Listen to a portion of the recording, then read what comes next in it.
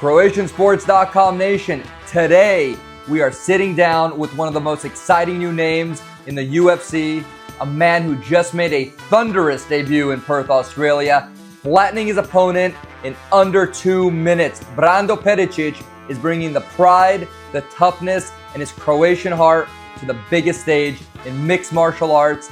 He's 6'5", pure power, and fights out of the world-renowned City Kickboxing Camp. Let's welcome the newest Croatian force in the UFC, Brando, the Balkan Bear, Peričić. Balkan Bear, welcome to Croatian Sports. Since your family's from Split, then can I safely assume you guys are all Hajduk fans then? 100%. My dream has always been to bring the UFC to Split and to fight in that stadium. The chances of that happening is not very likely because it's not an enclosed stadium. Yeah. But who knows? Maybe magic can happen. There's a good chance it'll happen in Zagreb, but I really want it to be in Split because I love Split. It's got a lot of history. My family's there, and it's a beautiful place. And I love to bring the rest of the world to my country. Hey, Dana White, Poljud, Torcida's gonna be there. 40,000 people. Let's do this. That would be absolute with flares in the background. That'd be absolutely crazy. Amazing. Balkan Bear, the Balkan Bear. Yeah. Where the nickname come from, and who named you Balkan Bear? I'm a Croatian citizen.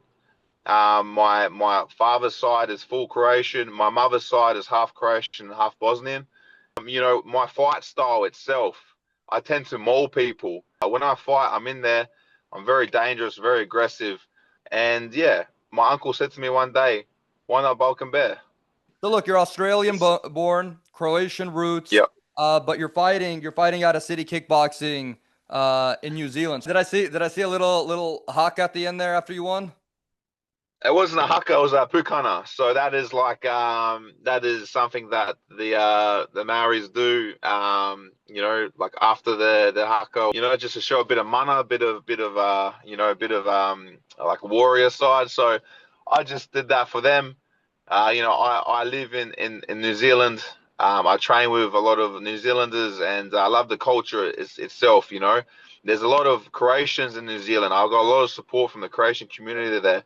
So they're called taradas in New Zealand because they talk so fast. They go ta-da-da-da-da-da.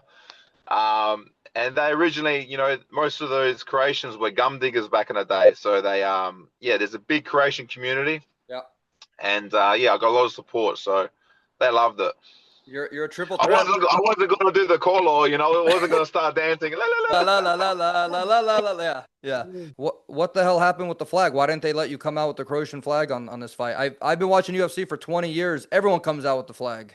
Yeah, so it's not like they said, "Oh, you're not Croatian or you can't have two flags." What it is the flag itself, it has a gold trimming on the outside. The gold Yeah, the tassels. Some flags have the gold, the real nice flags. They have the gold trimming. Yeah. Yeah, the tassels. So that flag was my cousin's who passed away. And every single fight, I've always walked out to that. So I bring the flag. I said it was a Croatian flag, and the commission didn't approve it because of the tassels. And I said to them, "I'm not walking out then. Go find yourself another heavyweight."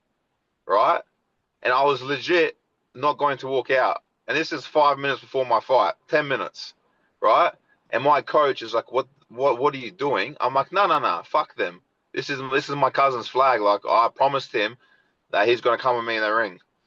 And then, they are in the cage. And then, my coach calmed me down and he said, "Look, you've trained your whole life for this. Yeah. Don't be stupid. We can do something next time." And I had to calm down. And then I was like, all right, stuff it. I'll walk out just with the Australian flag. And it made sense, because I'm Australian.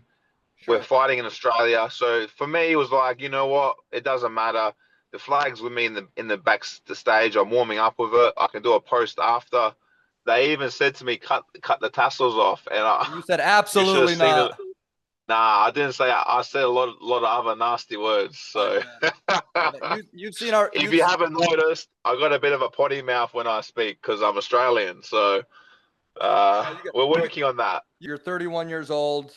You've always been fighting for a very long time. Who was your inspiration in MMA? CroCop for me growing up. I remember I don't know how old I was, but it was 2008 or 2009, and I was in Split seeing my Baba and Dida, and I was watching CroCop fight. Yeah, obviously just massively inspired, and I followed him all the way through my young like teens and into my early 20s and up until now. So he was a massive motivation, inspiration for me. I used to always try to do the splits. I got this photo. It's pretty embarrassing of me trying to do splits when I was like 18.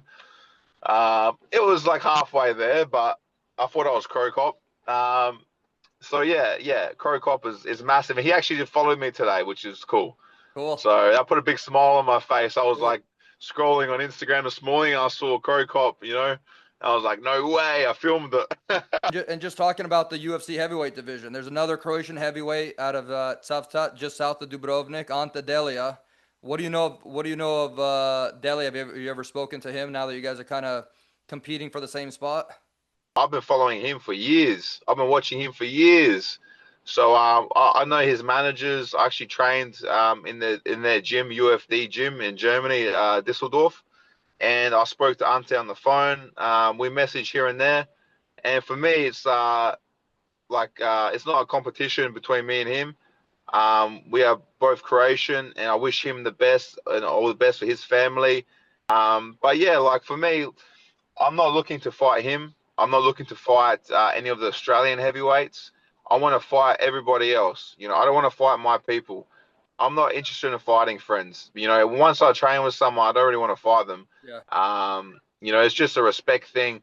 And for me, for me to fight Ante, unless it's for like a title shot or like I'm not interested. Your first UFC win. I know how hard you must have been working for years after this. I got to ask this. I've interviewed a few fighters in the past.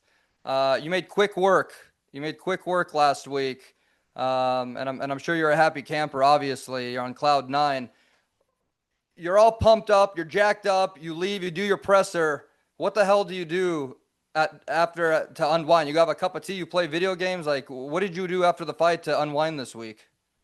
I wasn't actually jacked up. I was pretty calm. That was me calm. So I was focused on the job I had at hand, and I was completely aware of everything. And I was just trying to, yeah, stay relaxed, stay calm, and enjoy the moment, soak it all in. The whole fight week itself was just magical. Everything fell into place, and it was like a movie. Leading up to the fight, there was lots of adversity I had to push through, and I never doubted myself at all during the fight camp. And when I came to the fight week itself, I just knew I was going to win, and no one was going to stop me. Now you got Australian roots. Okay. Yes, so I was born in Adelaide, South Australia. Okay. My grandparents actually came here in 1975, and then they went back, and then yeah, we ended up coming back here. I was born here, and yeah, I got my citizenship last year actually. So I'm looking forward to coming back to Croatia. My family's from Split in Croatia, but Okay. also on the islands. So I'm really looking forward to coming back to Split and going to the islands, and then even going to Bosnia and seeing my family there as well. All right. So I've been to Croatia maybe 10 times, and I've seen a little bit, but I really want to get out of Split as well and see the rest of Croatia. I want to go to Dubrovnik. I haven't been before. I've been to like all the islands like Brač, and I've been to Omiš, and I've been to like all the coastal regions, and yeah, I really want to explore Croatia, and there's so much beautiful people there, culture. I need a tour guide. I need someone that can like speak properly and give me some history. So I know you want to touch on this, the City Kickboxing Trust. I know that's really important to you and all the fighters out in New Zealand, and just to kind of get your message out there. What is for our viewers? What is the City Kickboxing Trust? Yes, so we have a trust at City Kickboxing. It's called Walk Without Fear Trust. And basically what it is we are trying to change the laws in New Zealand for the coward punch. So a coward punch is when, someone comes up from behind you on the street and hits you. So sometimes they call it a king hit, but there's nothing kingly about it. you're actually attacking someone from behind. You're trying to kill them. And one of our teammates, Falvake, got hit on the street. He was trying to break up a fight, and he died shortly after that. So it's a big thing for us. And in New Zealand, for example, with Fal is he only the guy that did it only got a 6-month home detention sentence, and that was during COVID when everyone was in home detention. Anyways. So he killed someone.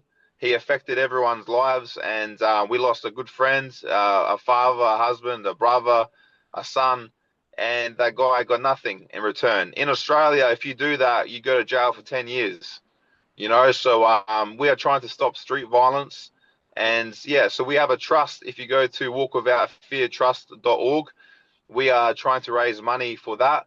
We are actually auctioning off a BMW to try to raise money so we can go around speaking at schools and just trying to educate kids the impacts of this. So that's what we are trying to do. And yeah, I'll really appreciate it if my Croatian fans, friends and family can support, buy a ticket. It would mean the world to me because I've got a lot of support, and this is something that I really want to push. And yeah, it's just it's gonna save a life in the future. It's gonna save a family going through a lot of like heartache and trauma, and it's just a waste of a life. Yeah. Fal Vake should have been in the UFC a few years ago, but unfortunately he passed away. Yeah. Mr. Brando Peričić here, the Balkan Bear. Appreciate your time, man. I hope this is the first of many, many interviews we have, and I wish you the best of luck the rest of your career, man.